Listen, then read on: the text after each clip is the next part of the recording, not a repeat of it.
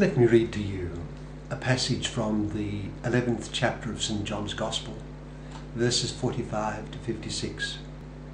It's the Gospel for Saturday of the 5th week of Lent. St. John writes, "Therefore many of the Jews who had come to visit Mary and had seen what Jesus did put their faith in him. But some of them went to the Pharisees and told them what Jesus had done. Then the chief priests and the Pharisees called a meeting of the Sanhedrin. 'What are we accomplishing?' they asked. 'Here is this man performing many miraculous signs. If we let him go on like this, everyone will believe in him, and then the Romans will come and take away both our place and our nation.' Then one of them, named Caiaphas, who was high priest that year, spoke up. 'You know nothing at all. You do not realize that it is better for you that one man die for the people than that the whole nation perish.' He did not say this on his own, but as high priest that year, he prophesied that Jesus would die for the Jewish nation, and not only for that nation, but also for the scattered children of God, to bring them together and make them one. So from that day on, they plotted to take his life. Therefore Jesus no longer moved about publicly among the Jews. Instead he withdrew to a region near the desert, to a village called Ephraim, where he stayed with his disciples. When it was almost time for the Jewish Passover, many went up from the country to Jerusalem for their ceremonial cleansing before the Passover. They kept looking for Jesus, and as they stood in the temple area, they asked one another, 'What do you think? Is he not coming to the feast at all?'" That's from John chapter 11, verses 45 to 56. It reminds us of the power of God's providence. What do I mean?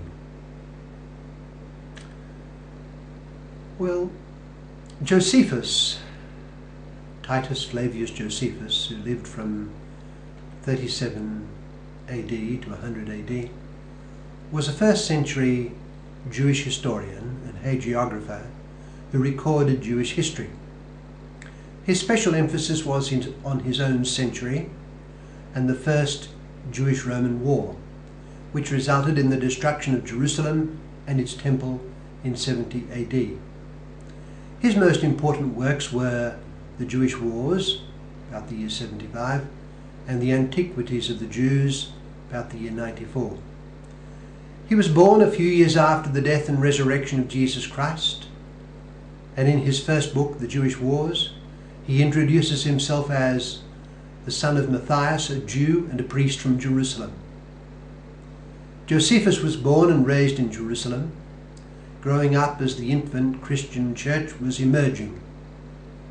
A principal character of our gospel passage that I read earlier is Caiaphas, and Josephus is considered the most reliable literary source for him. According to Josephus, Caiaphas, who was Joseph ben Caiaphas, the son-in-law of Annas ben Seth, who was high priest from 6 to 15 AD, was appointed high priest in AD 18 by Valerius Gratus, the Roman prefect who preceded Pilate, and was at length deposed by the proconsul Vitellius. During his term, though, his father-in-law Annas continued to exercise considerable influence over the high priesthood. It is obvious from the gospel accounts that amid the scheming of the temple aristocracy to eliminate Jesus of Nazareth, Caiaphas, the head of the Sanhedrin, had a particularly odious part. He was close to and depended on the Roman authorities, and it was this connection which he exploited in his words to the perplexed Jews. They were at a quandary as to how to master the prophet from Galilee, for the miraculous signs he had worked and his consequent following among the people left them in confusion. Their open pretext among one another for their plans against Jesus was the likelihood of a Roman intervention to quash the Jesus movement. everyone will believe in him, they were saying, and then the Romans will come and take away both our place and our nation. It may be that they were at a moral quandary, as it were, not seeing a reason that would absolutely settle their darkened consciences. At this point, the Sanhedrin's head made his declaration. It is clear, he told them, that it is better for you that one man die for the people than that the whole nation perish. This was the moral justification. Unworthy sentiments indeed. But now we are warned by St. John that the words of Caiaphas were prophetical. Through his evil words directed against God and his divine Son, God was manifesting his will and his plan. John solemnly tells us that he did not say this on his own, but as high priest that year he prophesied that Jesus would die for the Jewish nation, and not only for that nation, but also for the scattered children of God, to bring them together and make them one. So from that day on, they plotted to take his life. John chapter 11, verse 45 to 56. Perhaps Caiaphas was moved to utter them, but of course, investing them, his words, with his own intent. It was a declaration by God at the highest level of the nation as to the plan of redemption, but shrouded in a level of ambiguity which was usual among the prophecies. The prophet Balaam, in the book of Numbers, chapters 22 to 24, was not a good man, but a prophet nevertheless. St. John, while prophesying from the Isle of Patmos, had this to say of Balaam: "There are some among you who hold to the teaching of Balaam, who taught Balak to entice the Israelites to sin, so that they ate food sacrificed to idols and committed sexual immorality." Revelation chapter 2 verse 14. So too, the unworthy and malicious Caiaphas uttered a prophecy. It was that the one they were intent on putting to death would die, and his death would save the people. Christ's death was redemptive of all the children of God. But the event of this prophecy, which certain of the Sanhedrin, such as Nicodemus and Joseph of Arimathea and others, may in later years have looked back on as a confirmation of the meaning of Christ's death, also illustrates the mighty providence of God.